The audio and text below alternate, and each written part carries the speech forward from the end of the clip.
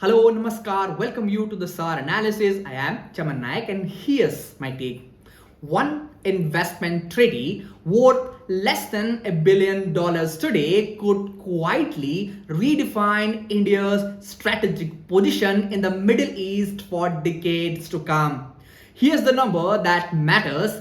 India and Israel currently have less than 1 billion in bilateral investment, yet this new investment treaty now forces both the governments are betting that capital, not just diplomacy, will become the next pillars to their relationship. Well, this isn't just another trade agreement, it is a geopolitical signal.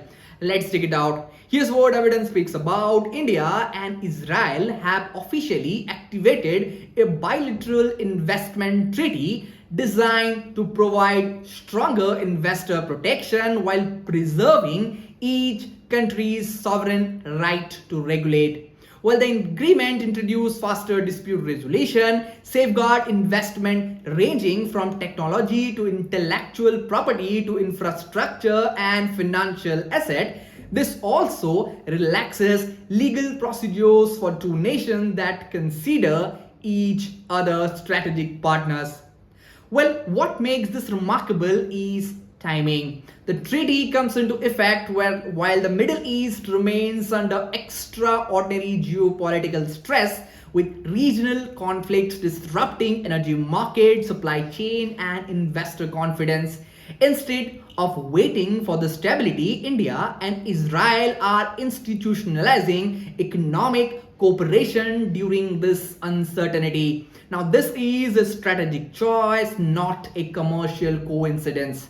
Now, the question arises, why is this important?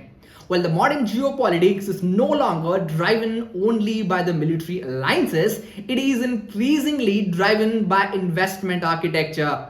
Countries that trust each other's legal system can attract long-term capital, advanced technology, and resilient supply chains.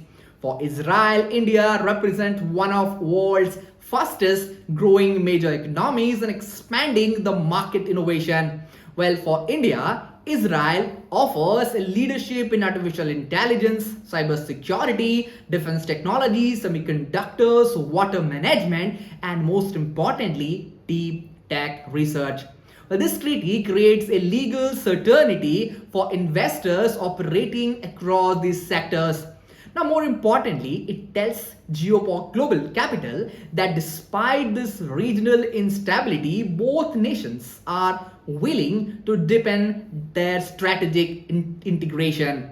Well, the message matters to multinational corporations, sovereign wealth funds, and global investors looking for a predictable long-term partnership. Well, in geopolitics, confidence is often more valuable than capital itself. Now, here's my take. The biggest story isn't India and Israel signed an investment treaty. The real story is how these geopolitical partnerships are evolving beyond defense and diplomacy into legal protected economic system. Well, in coming decades, nations won't compete only through military strength or GDP. They will compete through trusted investment networks capable of surviving wars, sanctions, and global uncertainty. And this agreement suggests that India wants to be the center of new economic geography, because in 21st century, countries that attract trust will ultimately attract the capital, and most importantly, they will attract the power. That's all from today's analysis. I will be back with another episode. Till then, thank you for watching this.